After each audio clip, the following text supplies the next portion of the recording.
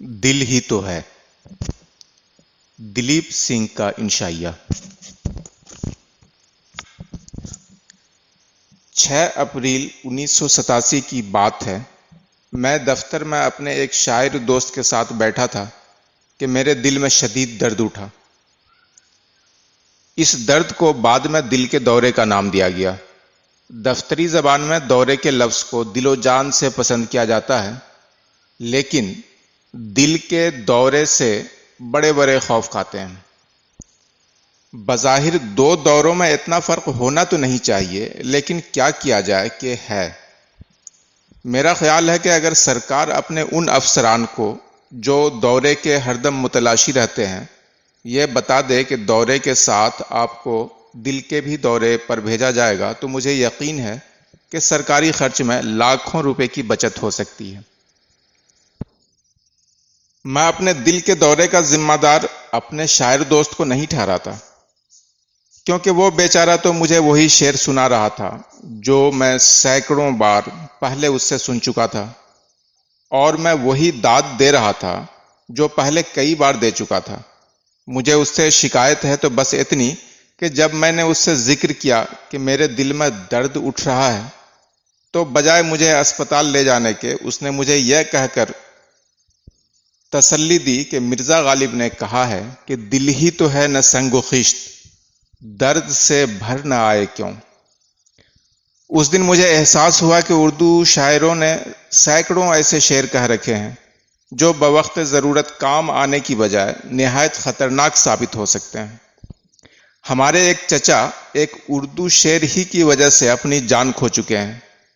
جنگل میں ایک ندی میں نہاتے ہوئے انہوں نے ایک شیر کو اپنی طرف بڑھتے ہوئے دیکھا۔ سر پر پاؤں رکھ کر بھاگنے کی بجائے وہ ایک طرف کو ہٹ گئے، کیونکہ انہوں نے اردو شاعر کا یہ مصرع سن رکھا تھا کہ شیر سیدھا تیرتا ہے وقت رفتن آب میں، لیکن شیر کو اس مصرعے کا علم نہیں تھا، چنانچہ اس نے سیدھا تیرنے کی بجائے دائیں طرف کا رخ کیا اور چچا جان کو جا لیا۔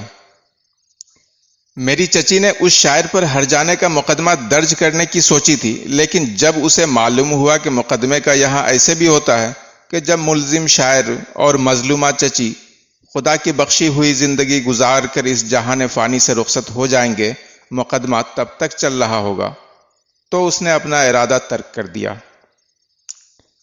خدا کا شکر ہے کہ میرا چپراسی شاعر نہیں تھا۔ اس نے فوراً ٹیکسی بلائی اور مجھے ہسپتال لے گیا۔ 2-3 دن تو ہمارے بے ہوشی میں گزر گئے، اور جب ہوش آیا تو بال بچوں کی فکر دامن گیر ہوئی۔ میں نے سوچا اگر دل کا دورہ مہلک ثابت ہوا تو ان کا کیا بنے گا۔ پھر خیال آیا کہ اگر مہلت بھی مل گئی تو ہم کون سا تیر مار لیں گے۔ پھر یہ خیال آنے سے جی خوش ہو گیا کہ سینکڑوں ایسے دوست ہیں جن سے قرض لے کر بال بچوں اور بیوہ کے لیے ایک معقول رقم چھوڑی جا سکتی ہے۔ ہسپتال میں 1 مہینہ گزارنے کے بعد مجھے احساس ہوا کہ میرے دل کی رفتار کچھ نارمل سی ہو گئی ہے۔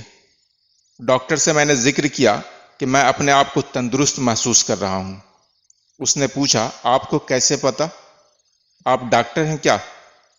میں نے کہا ڈاکٹر تو نہیں ہوں، لیکن کچھ دنوں سے نرسوں سے میری دلچسپی بڑھ رہی ہے۔ اس میں مجھے شک ہوا کہ روبہ صحت ہوں۔ وہ ہنسا اور ایک لمحے کے لیے ڈاکٹر سے مزاح نگار بن گیا۔ کہنے لگا آپ کو اتنا تو معلوم ہوگا کہ دیے کی لو جب بجھنے کے قریب ہوتی ہے تو کچھ زیادہ بھڑکنے لگتی ہے۔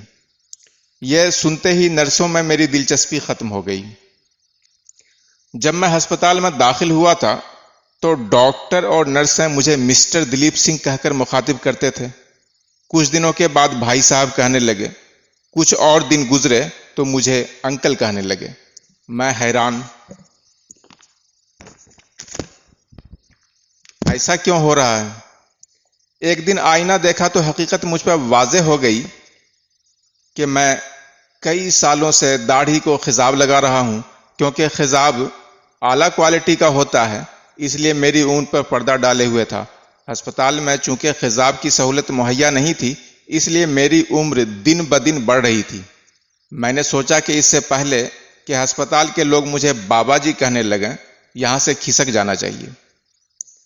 ہسپتال والوں نے مجھے اس ہدایت کے ساتھ گھر بھیج دیا کہ 6 ہفتے مکمل آرام کروں۔ گھر پہنچا تو مزاج پرسی کرنے والوں کا تانتا بند گیا۔ ہمارے یہاں مزاج پرس مریض کا مزاج پوچھنے کی بجائے اپنے مزاج کی خبر زیادہ دیتے ہیں۔ چنانچہ چند ہی دنوں میں مجھے پتا چل گیا کہ میرے کس کس دوست کو گٹھیا ہے اور کس کس کی آنکھوں میں موتیا بند اتر رہا ہے، کس کس کو کم سنائی دیتا ہے اور کس کو دکھائی کم، کس کس پر فالج گر چکا ہے اور کون عین وقت پر پرے ہٹ گیا اور فالج اس کے قریب بیٹھی اس کی بیوی پہ آ گرا۔ مجھے نہ صرف اپنے دوستوں کی بیماریوں کی مکمل اطلاع مل گئی بلکہ ان کے پورے خاندان کی بیماریوں کا بھی علم ہو گیا۔ مجھے تو یہاں تک پتا چل گیا کہ ان کے بزرگوں نے اس جہان فانی سے کوچ کرتے وقت کن کن بیماریوں کا سہارا لیا تھا۔ تقریباً ہر مزاج پرس نے میرے دل کے دورے کے علاج بھی بتائے۔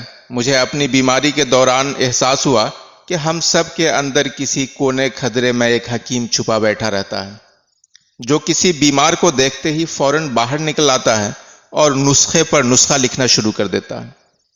کبھی کبھی یہ حکیم بڑے خطرناک وقت پر بیدار ہو جاتا ہے۔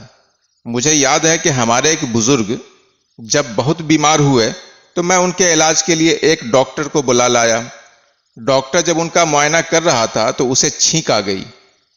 اس چھینک کو سن کر بزرگ کے اندر سویا ہوا حکیم بیدار ہو گیا اور ڈاکٹر سے کہنے لگا، بیٹا تمہیں تو بہت زوروں کا زکام ہو رہا ہے، اس کا فوری علاج نہ ہو تو یہ فلو میں تبدیل ہو جائے گا۔ گھر جاؤ اور جوشاندے کی چائے بنا کر پیو۔ رات کو سونے سے پہلے منقے کے 3 دانے اور ایک چھوہارا دودھ میں ڈال کر پی جاؤ، انشاءاللہ شفا ہوگی۔ یہ کہتے کہتے ان کی اپنی روح قفس عنصری سے پرواز کر گئی۔ تیمارداروں کا صرف ایک فائدہ ہے، وہ یہ کہ عام طور پر جب یہ آتے ہیں تو ایک تھیلا پھلوں کا ساتھ لاتے ہیں۔ ان پھلوں سے مریض کو کوئی فائدہ ہو نہ ہو، اس کے گھر والوں کی صحت ضرور بہتر ہو جاتی ہے۔ میری بیماری کے دوران گھر میں پھلوں کے استعمال میں خوب اضافہ ہوا۔ گھر والوں نے جب دیکھا کہ میں عنقریب ٹھیک ہوا چاہتا ہوں تو دھڑا دھڑ رشتہ داروں اور دوستوں کو فون کرنے شروع کر دیے کہ آپ تیمارداری کے لیے جلد تشریف لائیے۔ ان لیٹ آنے والوں میں میرا ایک مزاح نگار دوست بھی تھا۔ جب وہ آیا تو میں نے شکایت کی کہ اتنے دنوں سے بیمار پڑا ہوں، آپ مجھے دیکھنے ہی نہیں آئے۔ اس نے جواب دیا، آپ مجھے الزام دے رہے ہیں، لیکن آپ کو اندازہ بھی ہے کہ بازار میں سنگتروں کا بھاؤ کیا ہے۔ آج ہی ریٹ کچھ گرا تو میں فوراً چلا آیا۔ مزاح نگاروں کی یہ عادت ہے کہ ایسے سنگین موقع پر بھی اپنے فن کا مظاہرہ کرنے سے باز نہیں آتے۔ ایک مزاح نگار نے مجھے بتایا، آپ تیسرے مزاح نگار ہیں جسے دل کا دورہ پڑا ہے۔ کسی کو ریسرچ کرنی چاہیے کہ مزاح نگاری اور دل کی بیماری کا آپس میں کیا رشتہ ہے۔ ایک اور صاحب نے کہا کہ چلیے اس بیماری کی وجہ سے آپ کو یہ تو معلوم ہو گیا کہ آپ کے پہلو میں دل ہے، ہمیں تو یہ بھی نہیں معلوم کہ ہم نے جو اپنے معشوق کے نام کر رکھا ہے وہ دل ہی ہے، کوئی پتھر کا ٹکڑا تو نہیں۔ میں نے کہا یقیناً پتھر کا ٹکڑا ہوگا، کیونکہ میں نے آج تک آپ کو کام کی کوئی چیز کسی دوسرے کے حوالہ کرتے ہوئے نہیں دیکھا۔ میرے ایک دوست نے مجھ سے ہمدردی جتاتے ہوئے کہا، آپ ٹھیک تو ہو جائیں گے لیکن زندگی کا لطف جاتا رہے گا، خوراک آپ کو بہت سادہ کھانا پڑے گی۔ میں نے کہا وہ تو ہے۔ کہنے لگے نو نوش پر تو مکمل پابندی لگ گئی ہوگی۔ میں نے کہا وہ تو ہے۔